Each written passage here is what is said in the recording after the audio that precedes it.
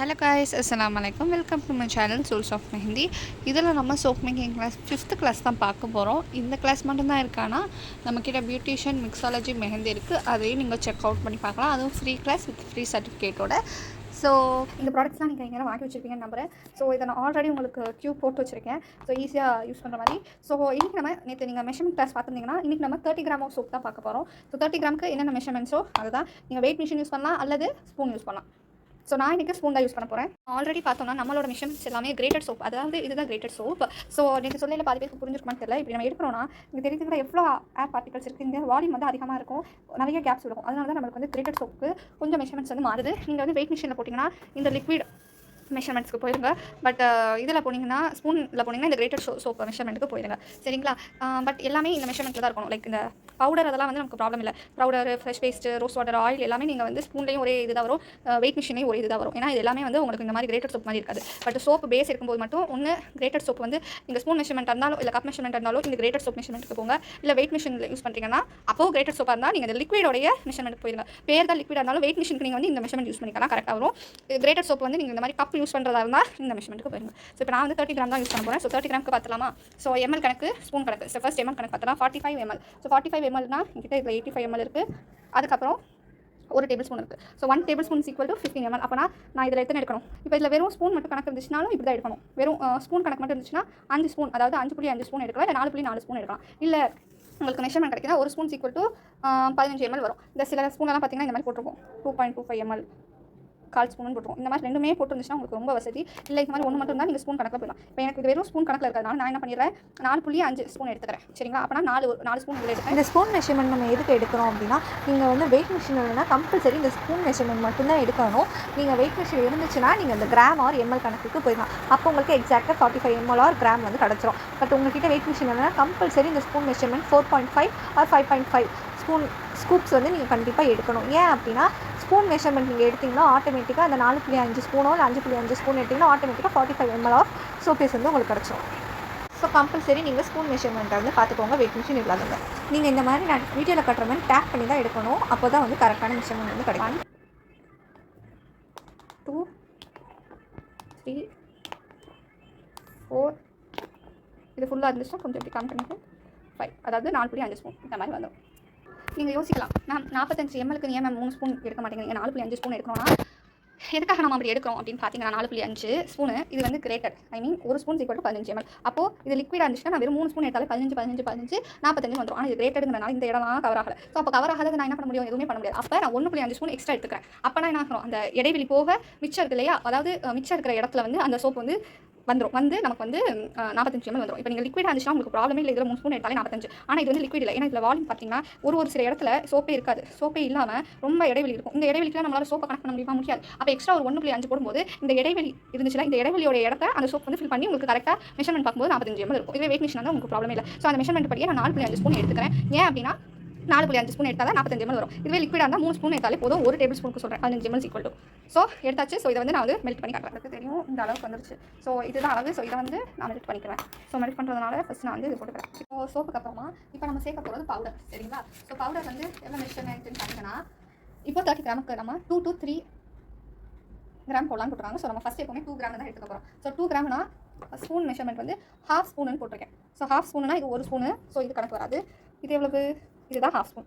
சரிங்களா? இது எவ்வளோ போட்டிருக்கு, 2.5 ml போட்டிருக்கு. ஸோ ஒன்று நீங்கள் ஸ்பூன் மெஷர்மெண்ட் பார்க்கணும், இல்லை எம்எல் மெஷர்மெண்ட் பார்க்கணும். நான் வந்து ஸ்பூன் மெஷர்மெண்ட் பார்க்குறேன். இது ஹாஃப் ஸ்பூன் போட்டிருக்கு. ஸோ இந்த ஸ்பூன் அளவுக்கு நான் வந்து நீம் பவுடர் எடுத்துக்கிறேன். சரிங்களா? இந்த பவுலில் தான் நான் 2 எடுத்துக்க போகிறேன்.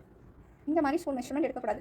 இந்த மாதிரி நான் ஃபுல்லாக எடுக்கக்கூடாது. இதை ஃபுல்லாக ஸ்க்ரைப் பண்ணிட்டு காட்ட பாருங்க. இப்போ பார்த்தீங்கன்னா இது எவ்வளோ கரெக்டாக இருக்குது பாருங்கள். இந்த மாதிரி பண்ணிங்கன்னா எதுவுமே விழுகாமல் இந்த கரெக்டான மெஷர்மெண்ட் இருக்குல்ல, இந்த அளவு தான் நீங்கள் வந்து எடுக்கணும். ஸோ இந்த அளவுக்கு தான் இந்த சோப்புக்கு நம்ம வந்து போடணும் நீம். ஓகேங்களா? ஸோ இது இல்லை அப்படிங்கிறவங்க நீங்கள் என்ன பண்ணிக்கலாம், அரைச்சும் சேர்த்துக்கலாம். இந்த ஒரு கைப்பிடி அளவுக்கு நீம் எடுத்து அரைச்சிட்டு அந்த பேஸ்ட்டோடைய சாரை மட்டும் நீங்கள் இதில் சேர்த்துக்கலாம். இல்லை பேஸ்ட்டாகவும் சேர்த்துக்கலாம். பேஸ்ட்டாக நீங்கள் சேர்த்திங்கன்னா ஒரு ஸ்பூன் தான் சேர்க்கணும். ஓகேங்களா? ஏன்னா அது கொஞ்சம் பவர்ஃபுல். ஸோ ஒரு ஸ்பூன்னா எந்த அளவு வரும், இந்த அளவு வரும். ஒரு ஸ்பூன்னா 5 ml அளவுக்கு நீங்கள் சேர்த்துக்கலாம். ஏன்னா அது கொஞ்சம் சாரும் இருக்கும், அதே சமயத்தில் கொஞ்சம் இலையும் இருக்கும். ஸோ அப்படியே நீங்கள் சேர்த்துக்கலாம். ஓகேங்களா? ஸோ நான் வந்து கரெக்டாக 2.2 ml தான் சேர்த்துருக்கேன். சரிங்களா? நீங்கள் 2 3 கிராம் சேர்த்துக்கலாம்னு சொன்னதுனால நான் வந்து 2 கிராம் எடுத்திருக்கேன். அதாவது ஸ்பூன் மெஷர்மெண்ட் படி ஹாஃப் ஸ்பூன். ஓகேங்களா? ஃபர்ஸ்ட் டைம்ங்கிறனால உங்களுக்கு இவ்வளோ டீட்டெயிலாக சொல்கிறேன். அடுத்த டைம் உங்களுக்கு தானே அதுவே பழகும். அதுக்கடுத்து இது மட்டும் போதுமானா, இது மட்டும் நமக்கு வந்து போதாது. நம்ம இதோட என்ன சேர்க்கணும்னா கிளிசரின் சேர்க்கணும். ஏன் கிளிசரின் சேர்க்கணும்? கிளிசரின்ங்கிறது நமக்கு சோப் வந்து ரொம்ப ட்ரை ஆகாமல் கொஞ்சம் மாய்ஸ்சரைசிங் எஃபெக்ட் வந்து கொடுக்குறதுக்காக கிளிசரின் சேர்க்கணும். இப்போ கிளிசரின் இல்லைன்னா என்ன சேர்த்துக்கலாம்? ஒன்று இப்போ நான் ஸ்க்ரீனில் கட்டுற இந்த கோகனட் ஆயில் மாதிரி நீங்கள் சேர்க்கலாம். கொஞ்சம் ரொம்ப ஃப்ரேக்ரன்ஸ் இல்லாதது. நான் ஏன் கோகனட் ஆயில் ப்ரிஃபர் பண்ண மாட்டேன்னா அது ரொம்ப ஆயிலாக இருக்கும். அட் சேம் டைம் அதோட ஸ்மெல் ரொம்ப டாமினேட்டிங்காக இருக்கும். அடுத்து ரெண்டாவது பெஸ்ட் ஆப்ஷன் வந்து இந்த விட்டமின் இ கேப்சூல் சேர்த்துக்கலாம். ஸோ இதுவும் எந்த அளவுக்கு சேர்த்துக்கணும்னா ஒரே ஒரு கேப்சூல் தான் சேர்த்துக்கணும். சரிங்களா? ஸோ இப்போ நான் வந்து கிளிசரின் வந்து சேர்த்துக்கிறேன். நீங்கள் வந்து எந்த மெஷர்மெண்ட்டில் சோப் செய்றீங்களோ எனக்கு அது வந்து சொல்லிடும். இன்கேஸ் நீங்கள் 40 கிராம் சோப் செஞ்சால் நீங்கள் சோப்பு செஞ்சதுக்கப்புறம் கீழே வந்து 40 கிராம் எனக்கு மென்ஷன் பண்ணியிருக்கணும். அது 15 கிராம் 15 கிராம் பண்ணியிருந்தாலும் 15 கிராம் போடணும். அதுவே 30 கிராம் பண்ணணும். இல்லை நான் பண்ணுற மாதிரியே பண்ணால் பரவாயில்ல. ஸோ நான் இப்போ கிளிசரின் இருக்கும். ஸோ கிளிசரினுக்கு வந்து நான் 5 ml ஆர் 1 டேபிள் ஸ்பூன் போட்டிருக்கேன். ஸோ இப்போ இந்த ஸ்பூனில் பாருங்கள் டேபிள் ஸ்பூன் கணக்கு இருக்கும், 5 ml இருக்குது. ஸோ இது ரெண்டுமே ஒன்று தான். உங்களுக்கு ஒருவேளை இது மட்டும் மென்ஷன் ஆயிருந்தால் இதை மட்டும் யூஸ் பண்ணுங்கள். இல்லை இது மட்டும் மென்ஷன் ஆஇருந்தால் இதை யூஸ் பண்ணுங்கள். இது ரெண்டுமே மென்ஷன் ஆகுது நல்ல விஷயம் தான். ஸோ இது ஃபுல்லாக நான் எடுத்துட்டு காட்டுறேன் உங்களுக்கு. பாருங்கள் நான் கரெக்டாக 1 ஸ்பூன் அளவுக்கு கிளிசரின் வந்து சேர்த்துருக்கேன். ஸோ இந்த கிளிசரின் நான் வந்து ஃபர்ஸ்ட் சோப்போட சேர்த்துக்கிறேன். சரிங்களா? நான் இன்னும் இதை வந்து அடுப்பில் வைக்கல. ஸோ வெறும் சோப் பேஸாக தான் இருக்குது. ஸோ அதில் நான் வந்து சேர்த்துக்கிறேன். ஸோ இந்த மாதிரி எக்ஸஸாக இருக்கு இல்லையா, இதை வலிக்கிறதுக்கு தான் இந்த மாதிரி ஸ்பேட்சுலா நமக்கு ரொம்ப யூஸ் பண்ணும். 0% வந்து வேஸ்டேஜ் இல்லாமல் இருக்கிறதுக்கு தான் இந்த மாதிரி ஸ்பேட்சுலா நம்ம யூஸ் பண்ணலாம். பார்த்தீங்களா எவ்வளோ வேஸ்டேஜ் இருக்குன்னு? அது அப்படியே அழகாக வந்துடும்.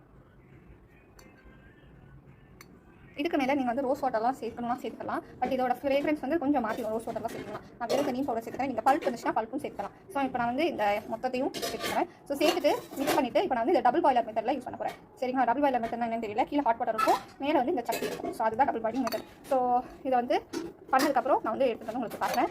ஸோ இதுதான் டபுள் பாய்லிங் மெத்தட். ஸோ அடுப்பு கொஞ்சம் தண்ணி கீழே இருக்கணும், அதுக்கு மேலே சோப் இருக்கணும். ஸோ இதை நீங்கள் விடாமல் இந்த சோப் பேஸ் ஃபுல்லாக கரையிற வரைக்கும் இது பண்ணணும். நீங்கள் வச்சோடனே கொஞ்சம் நேரத்தில் உங்களுக்கு வந்து கரையிற எஃபெக்ட் வந்து தெரிய ஆரம்பிச்சிடும். ஸோ நல்லா கரைஞ்சோன்னா நான் உங்களுக்கு வந்து காட்டுறேன்.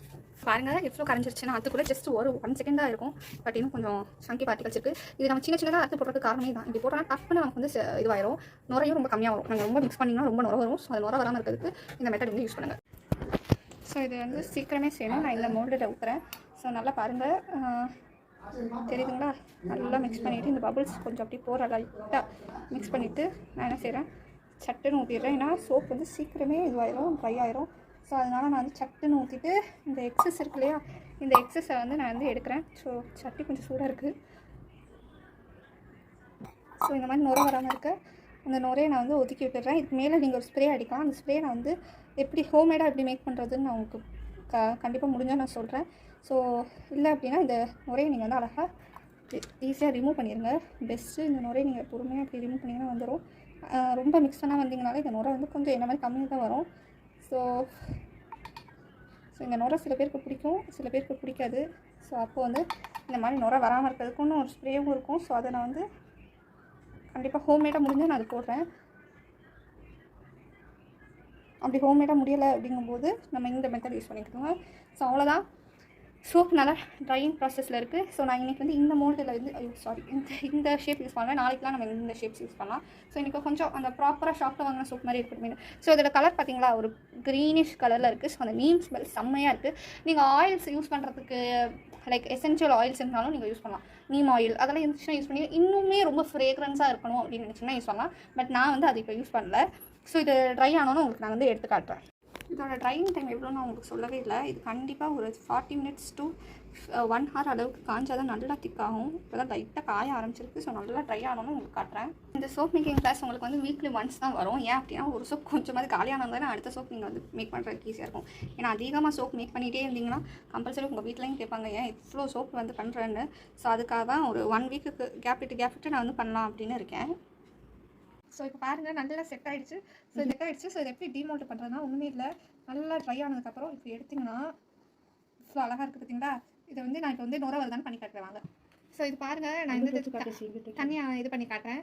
ஸோ வந்து ரொம்ப கம்மியான குவான்டிட்டி ஊற்றுறேன். இது உங்களுக்கு இன்கேஸ் ரொம்ப ஆயிலியாக இருக்குது அப்படின்னு உங்களுக்கு தோணுச்சு, ரொம்ப ஆயிலியாக இருக்குது, இன்னும் கொஞ்சம் இது வந்து கொஞ்சம் ட்ரையாக இருக்க மாதிரி தான் நல்லாயிருக்கும், கொஞ்சம் ரொம்ப மாய்ஸ்சராக இருக்குது அப்படின்னா நீங்கள் என்ன பண்ணிக்கலாம், இது இன்னும் ரொம்ப இதுவாக இருக்குது, மாய்ஸ்சராக இருக்குது, கொஞ்சம் ஆயிலியாக இருக்க மாதிரி இருக்குது, இன்னும் கொஞ்சம் ட்ரையாக இருந்தால் நல்லாயிருக்கும்னு உங்களுக்கு தோணுச்சு அப்படின்னா நீங்கள் தாராளமாக என்ன யூஸ் பண்ணிக்கலாம், இன்னும் ஒரு 2.3 கிராம் ஆஃப் கிளிசரின் வந்து யூஸ் பண்ணிக்கலாம். ஸோ இது பாருங்கள் எவ்வளோ நுர வருது அப்படின்ட்டு. ஸோ இது நல்லாவே நுர வரும். ஸோ இது நுர நல்லாவே வரும். உங்களுக்கு நார்மலான சோப் பீஸ் தான். அதில் உங்களுக்கு லைட் க்ரீன் கலர் வந்து கேமராவில் தெரியுதா அப்படின்னு தெரியல, பட் நுர வந்து வரும். இதை நீங்கள் வந்து ஃபேஸ் அண்ட் பாடிக்கோ இல்லை வெறும் பாடிக்கோ கூட யூஸ் பண்ணிக்கலாம். பட் ஃபேஸ்க்கு யூஸ் பண்ணால் பாடிக்கு யூஸ் பண்ணாதீங்க, பாடிக்கு யூஸ் பண்ணால் ஃபேஸ்க்கு யூஸ் பண்ணாதீங்க. ஸோ வந்து இதை கழுவிட்டு நான் காட்டுறேன் பாருங்கள். இது நல்லா அந்த ஷேப்லாம் மாறாமல் அப்படியே தான் இருக்கும். ஆனால் நீங்கள் இதோட இந்த சோப் மேக்கிங் கிளாஸ் முடிஞ்சிருச்சு. ஸோ உங்களை நான் நெக்ஸ்ட் சோப் மேக்கிங் கிளாஸில் வந்து மீட் பண்ணுறேன். டாட்டா.